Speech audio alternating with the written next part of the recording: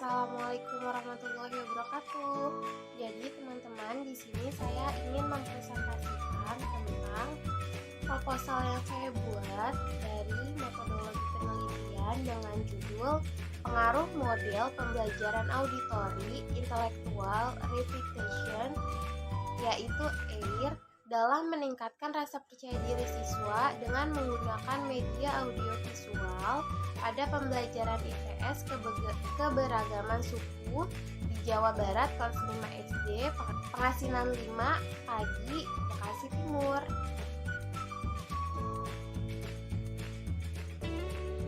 Lalu yang pertama ada latar belakang penelitian. Nah, model pembelajaran AIR ini melibatkan seluruh panca indera untuk membantu kefokusan siswa. Model pembelajaran AIR melibatkan 3 aspek, yakni auditori, yaitu mendengar, dan intelektual, yaitu berpikir, dan repetition, yaitu pengulangan. Sehingga nantinya model pembelajaran ini akan melatih siswa untuk menjadi lebih efektif dan aktif dalam proses pembelajaran. Selanjutnya ada rumusan masalah. Nah, berdasarkan latar belakang, identifikasi masalah, dan pembatasan masalah, maka rumusan masalah dalam penelitian ini adalah sikap dan rasa percaya diri siswa kelas 5 terhadap pembelajaran model AIR dengan media audiovisual pada materi IPS keberagaman suku di Jawa Barat. Nah, dengan judul ini, atas rumusan di atas, maka judul penelitian ini adalah Pengaruh Model Pembelajaran Auditori Intellectual Repetition AIR dengan menggunakan media audiovisual untuk meningkatkan rasa percaya diri siswa kelas 5 pada pembelajaran IPS pada materi keberagaman suku di Jawa Barat. Selanjutnya ada manfaat penelitian. Nah, manfaat penelitian ini terbagi menjadi 2, yaitu manfaat empirik dan manfaat teoritis. Nah, manfaat teoritis itu adalah hasil penelitian ini diharapkan dapat menambah pengetahuan mengenai pengaruh media audio visual dengan model pembelajaran AIR, yaitu auditori, intelektual, dan repetition. Selanjutnya ada manfaat empirik. Nah, manfaat empirik ini terbagi menjadi 3. Yang pertama itu bagi siswa, yang kedua bagi sekolah, yang ketiga bagi peneliti. Untuk bagi siswa itu sendiri, pada hasil penelitian ini diharapkan dapat memotivasikan siswa untuk lebih menumbuhkan pengetahuan, rasa percaya diri, dan berpikir kritis siswa. Nah, yang kedua itu bagi sekolah. Nah, pada penelitian ini diharapkan dapat memberikan informasi untuk meningkatkan mutu pendidikan di sekolah. Yang ketiga itu bagi peneliti. Nah, pada hasil penelitian ini diharapkan dapat menjadi pembelajaran agar menjadi seorang guru yang memiliki kreativitas dan wawasan yang luas, serta membuat siswa dapat belajar dengan nyaman dan memudahkan mereka untuk menangkap pembelajaran yang sedang dilakukan. Selanjutnya ada bab 2. Nah, bab 2 itu tentang kajian teoritis. Nah, yang pertama ada deskripsi teoritis. Nah, deskripsi teoritis terbagi menjadi 2, yaitu variabel terikat Y dan variabel bebas X. Nah, selanjutnya ada penelitian yang relevan. Nah, penelitian yang relevan ini adalah hasil dari data observasi menggunakan angket atau kuesioner pada peserta didik yang sedang menerapkan model pembelajaran AIR untuk yang sangat berpengaruh pada hasil belajar mata pelajaran IPS. Adapun pernyataan sebagai berikut. Nah, ini adalah ada contohnya ya. Contohnya itu, apakah Anda mudah memahami penjelasan guru yang sedang menggunakan model pembelajaran AIR? Nah, kita bisa menggunakan angket untuk mengetahui seberapa murid yang paham tentang penjelasan yang guru lakukan dan berapa murid yang tidak mengerti, ataupun yang kita bisa tahu yang kadang-kadang mengerti ataupun tidak dengan penjelasan guru yang dilakukan. Lalu selanjutnya ada kerangka berpikir. Nah, kerangka berpikir ini dapat kita simpulkan sebagai yang pertama, pasti dalam sekolah itu ada yang namanya guru IPS atau wali kelas. Nah, guru IPS atau wali kelas tersebut mengajarkan materi pembelajaran IPS, salah satunya keberagaman suku di kelas 5. Nah, pembelajaran IPS, lalu guru tersebut dapat mengetahui minat belajar siswa, seberapa banyak siswa yang sangat berminat dengan pembelajaran IPS ini dan berapa banyak siswa yang tidak dapat mengikuti pembelajaran IPS ini dengan baik dan benar. Selanjutnya ada penerapan metode think pair. Nah, metode ini kita dapat ajarkan agar anak itu bisa bermain sambil belajar. Guru dapat menciptakan suasana yang baik dan menyenangkan di dalam kelas sehingga anak tersebut tertarik untuk melakukan dan mengikuti pembelajaran IPS yang telah guru berikan. Nah, yang terakhir untuk meningkatkan rasa percaya diri siswa. Nah, ini sangat penting karena dalam model pembelajaran AIR, siswa itu ditugaskan untuk percaya diri akan apa untuk mengungkapkan ide ataupun gagasan atau wawasan yang mereka ketahui dan yang ada di dalam pikiran mereka. Jadi siswa dapat percaya diri dalam hal itu. Nah, selanjutnya ada hipotesis penelitian. Nah, berdasarkan rumusan masalah yang dapat diambil bahwa penerapan model pembelajaran AIR merupakan salah satu model pembelajaran sosial yang dapat menunjukkan dalam pembelajaran pemikiran siswa dalam suatu pengalaman dan menciptakan hubungan yang baik dan bermakna. Nah, rencana yang akan siswa lakukan untuk kedepannya dan dalam keseharian yang mereka lakukan. Dan dalam pembelajaran IPS ini terdapat nilai-nilai yang ada di dalam materi dan proses yang mereka lakukan dalam kelas. Dalam model pembelajaran AIR ini sangat kooperatif sehingga memudahkan siswa untuk berkomunikasi dan berkontribusi sesama makhluk sosial. Nah, dalam bab 3 ini terdapat tujuan penelitian. Nah, tujuan penelitian itu dalam menyusun skripsi ini, penulis mengadakan penelitian dengan judul Pengaruh Model Pembelajaran AIR, Auditory, Intellectually, dan Repetition untuk meningkatkan rasa percaya diri siswa dengan menggunakan media audiovisual pada materi IPS keberagaman suku bangsa di Jawa Barat pada kelas 5 SD, Pengasinan 5, Bekasi Timur. Nah, membuat siswa untuk berkonsentrasi dan mudah mengerti dalam memahami pembelajaran tersebut. Nah, guru menjadi lebih efektif dan kreatif dan praktis dalam pembelajarannya. Yang terakhir, siswa aktif serta percaya diri dalam pembelajaran. Selanjutnya ada tempat dan waktu penelitian. Nah, waktu penelitian, waktu yang digunakan dalam pelaksanaan penelitian dimulai pada tahun ajaran 2019 sampai 2020 semester genap.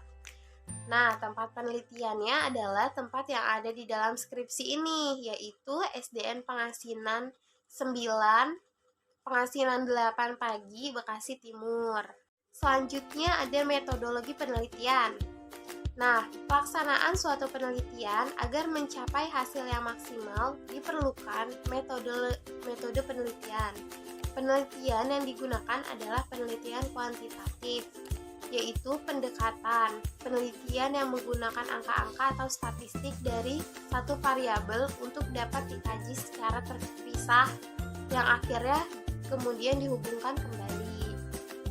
Lalu selanjutnya ada populasi dan sampel. Nah, kita dapat dibagi menjadi dua. Yang pertama, populasi. Populasi adalah kelompok besar individu yang mempunyai kualitas dan karakteristik tertentu yang ditetapkan oleh peneliti untuk dipelajari dan yang kemudian ditarik kesimpulannya untuk melakukan penelitian. Nah, selanjutnya itu ada sampel. Nah, sampel adalah sebagian yang diambil dari populasi yang akan digunakan untuk membantu penelitian. Dan dalam penelitian ini, karena siswa lebih dari 100, maka penelitian mengambil sampel sebesar 20% dari jumlah keseluruhan siswa. Selanjutnya ada teknik pengambilan sampel. Nah, dalam rangka menentukan sampel yang akan digunakan pada penelitian ini, peneliti menggunakan teknik sampel random sampling. Yang dikatakan sampel random sampling itu biasa disebut sederhana karena dalam pengambilan, anggota sampel dari populasi dilakukan secara acak tanpa memperhatikan tingkat yang ada di dalam populasi. Teknik sampel ini dilakukan dengan cara membuat undian, sehingga semua individu atau anggota populasi mempunyai kesempatan yang sama untuk memilih dan dipilih sebagai anggota sampel. Selanjutnya ada teknik pengumpulan data. Teknik pengumpulan data merupakan langkah yang paling utama dalam penelitian dan harus dilakukan oleh para peneliti. Nah, dan tujuan penelitian ini untuk mengambil data yang sesuai dengan angket dan yang dilakukan penelitian. Tanpa pengambilan data atau mengetahui teknik pengumpulan data itu sendiri, maka penelitian tidak mendapatkan data yang memenuhi standar data yang telah ditetapkan dalam penelitian. Teknik pengumpulan data pada penelitian ini dengan menggunakan angket, wawancara, dan kuesioner. Pada penelitian kuantitatif, untuk memperoleh data yang diperlukan dalam penelitian ini digunakan pengumpulan data sebagai berikut. Ada beberapa contoh data yang bisa kita lihat dengan menggunakan angket ataupun wawancara dengan kuesioner. Nah, selanjutnya ada instrumen variabel terikat. Variabel terikat adalah percobaan dengan apa yang dipengaruhi saat percobaan. Contoh, angket atau kuesioner. Untuk variabel terikat terkait moralitas siswa diberi simbol Y. Angket ini dapat disebut sebagai wawancara tertulis karena isi kuesioner ini merupakan satu rangkaian pertanyaan yang tertulis untuk diberikan kepada responden atau siswa itu sendiri. Nah, selanjutnya ada definisi operasional. Nah, definisi operasional ini terbagi menjadi 3 bagian. Yang pertama ada aspek kognitif, yang kedua aspek afektif, yang ketiga aspek psikomotor. Nah, dalam meningkatkan rasa percaya diri siswa, banyak hal yang dapat guru lakukan untuk membantu mengetahui seberapa percaya diri mereka dalam memahami pembelajaran yang telah dilakukan. Dengan menanamkan kemandirian dan ketahanan, serta berpikir kritis dapat membuat siswa lebih percaya diri untuk mengungkapkan suatu hal. Selanjutnya ada jenis instrumen. Jenis instrumen yang digunakan dalam penelitian ini yaitu berupa soal pilihan ganda beserta angket yang akan dibagikan kepada siswa. Instrumen tes menggunakan tes uraian maupun wawancara dalam pembelajaran IPS keragaman suku di Jawa Barat kelas 5 yang disesuaikan untuk meningkatkan rasa percaya diri siswa. Lalu, kisi-kisi instrumen. Kisi-kisi instrumen berguna sebagai pengukur kemampuan untuk menghasilkan hasil tes dalam meningkatkan prestasi belajar siswa. Di dalam kisi-kisi belajar terdapat kompetisi belajar, indikator pencapaian belajar, serta indikator kemampuan belajar, dan dapat membantu mengetahui seberapa percaya diri siswa menjawab dan menerima jawaban yang telah mereka berikan atau mereka dapat. Selanjutnya ada pengujian validitas dan penghitung reliabilitas statistik deskriptif. Lembar pengamatan aktivitas ini, guru dan siswa berisikan berbagai jenis aktivitas. Setiap jenis aktivitas guru dinilai menurut skala penilaian yang bertentangan 1 sampai dengan 4. Selanjutnya ada instrumen variabel bebas. Variabel bebas adalah suatu fenomena yang menyebabkan atau mempengaruhi fenomena lainnya yang terkait. Dan variabel bebas ini menjadikan sebab perubahan dan timbulnya variabel dependen atau terikat.